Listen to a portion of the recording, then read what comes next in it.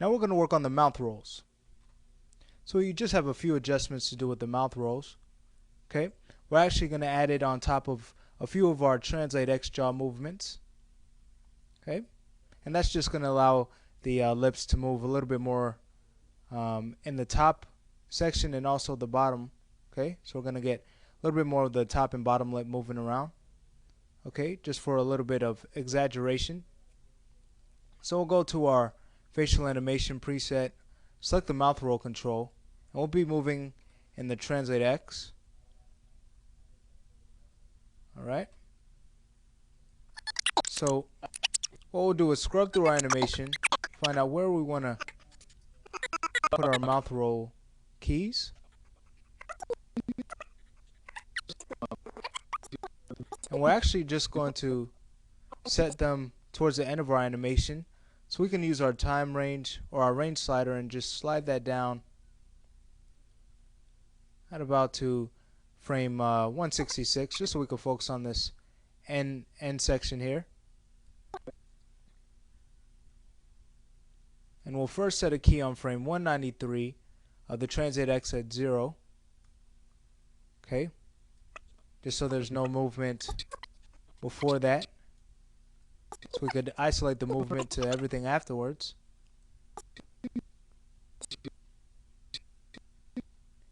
And as the mouth begins to move more to the character's right or left, on about frame 198, we'll go ahead and translate the control a little bit to our left. Not much. Like that. And we'll continue scrubbing. Alright, so the mouth starts to move more to the right at about frame 205. So let's go ahead now and bring the mouth roll control more to our right. Like that. Alright, great. Let's see. Let's make an adjustment on frame 209. On 209, let's actually move the control a little bit more to our left. Like that.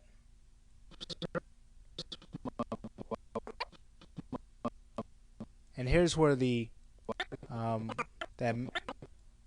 that jaw roll that we worked on, that's where that comes in.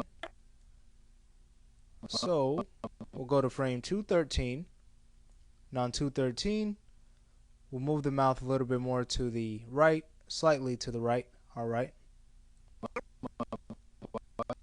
and on frame 220 we'll now move the mouth slightly to the left, like that, and we'll bring it back more to the right on about frame 228. Let's do that. About to a value close to 0. Okay, great. And the rest looks fine.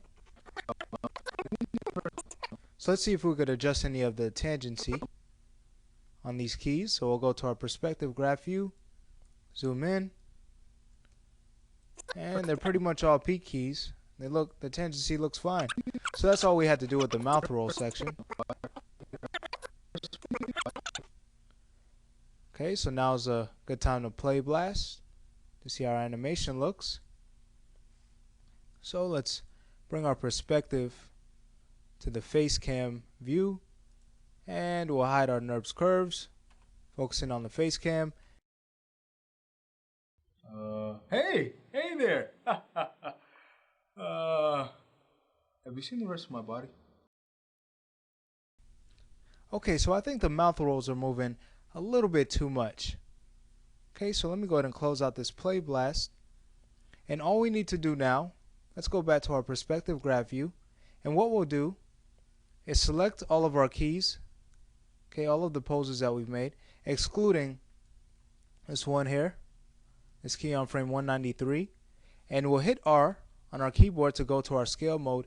And we're just going to go ahead and decrease the value that these keys have Okay, so let's make sure that our cursor is right in between where all of our keys are, like that, and we'll hold shift and we'll middle mouse button click and drag down, and notice that decreases the value of our keys. Okay, so they'll have less influence. Let's now do a play blast with these results and see how it looks. So we'll go back to our face cam. Okay, deselect, and I'm gonna go ahead and do a play blast. Hey there. Have you seen the rest of my body? So that movement's much better. And that completes the mouth rolls.